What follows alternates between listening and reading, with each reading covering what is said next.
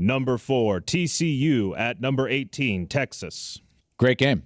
I'm excited for this game. I'm excited for this game for a number of different reasons. I just covered TCU. I understand the excitement around that program, and it's palpable. Max Duggan has played himself into the conversation for the Heisman Trophy. I really like their back, Kendre Miller. Quentin Johnston, while he didn't play last week, it looks like, based on what Sonny Dykes has said and even some of his teammates have said, that Quentin Johnston will be back this week against Texas, which is much needed because they're a far different offense with him on the field than off the field, which really goes without being said because of how talented he is.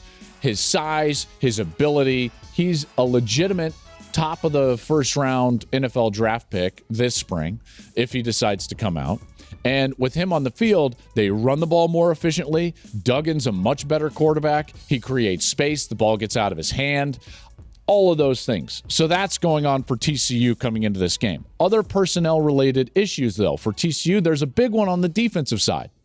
One of their foundational leaders on defense, a guy that's been at TCU for a long time and played really well, is a linebacker that won't be in the game in the first half. Dee Winters was ejected for targeting, and rightly so, by the way. It was textbook targeting against Texas Tech.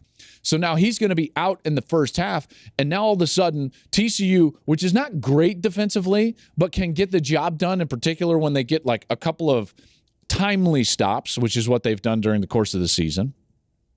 Now they're going to be without a starting linebacker, and they're going to be facing the best running back in the Big 12. Bijan Robinson went off last week. Went off.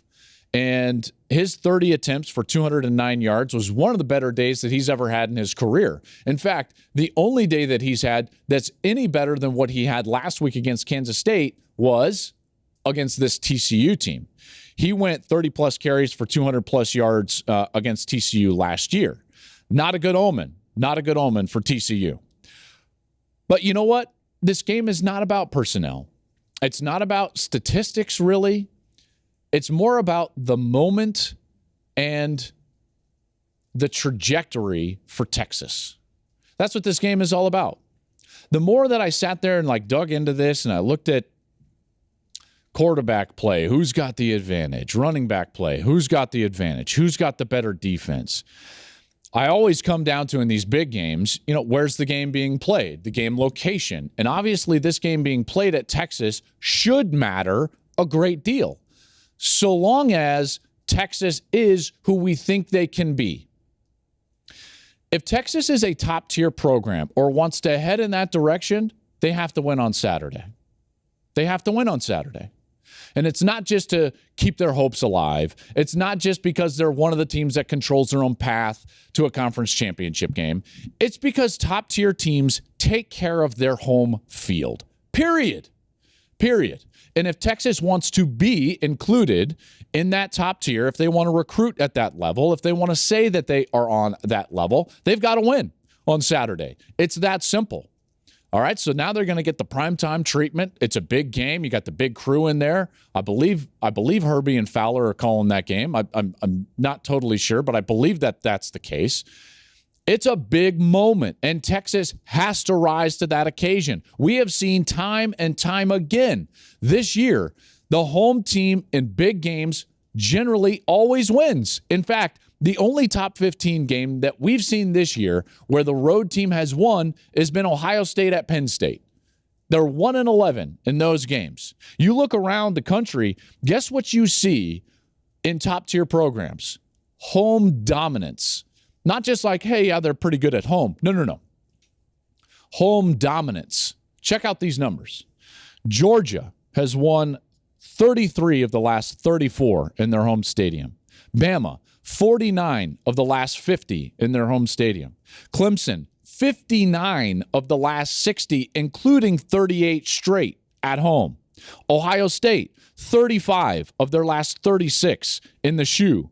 Oregon, 23 straight at home. Good top-tier programs take care of their home field. It's what has undone Alabama this year. They've had to go to Texas, to LSU, to Tennessee. It was too much to overcome. It's what is deciding the SEC East because Tennessee has to go to Georgia. All right, so this has to be a great home field environment, number one, and two, they've got to take care of it. Texas has not, by the way, over the last 3 years. They're 11-5 in the last 3 years, and home teams do not go 11-5 at home in a 3-year span. Under Sark, this team is 8-3 at home. This is a massive game and a massive moment for the Texas program. Are you elite, and are you headed in that trajectory and in that direction? If you are, they win on Saturday. They're favored by 7, and I would even say not only do they win, but they cover the 7 if they're headed in the right direction. So Texas, I've believed in you during the course of the season. I've said that you are on that trajectory and you're on that path. So guess what? I'm taking Texas. I'm giving the 7. They're going to cover the 7. They win at home. Their home environment has got to start equaling what they're seeing from other top-tier programs. So that's the TCU-Texas matchup. Hey, thanks for watching. If you enjoy that clip, make sure you click subscribe somewhere down here. From game highlights to exclusive interviews and rankings, we've got everything you need as a college football fan right here, College Football on Fox.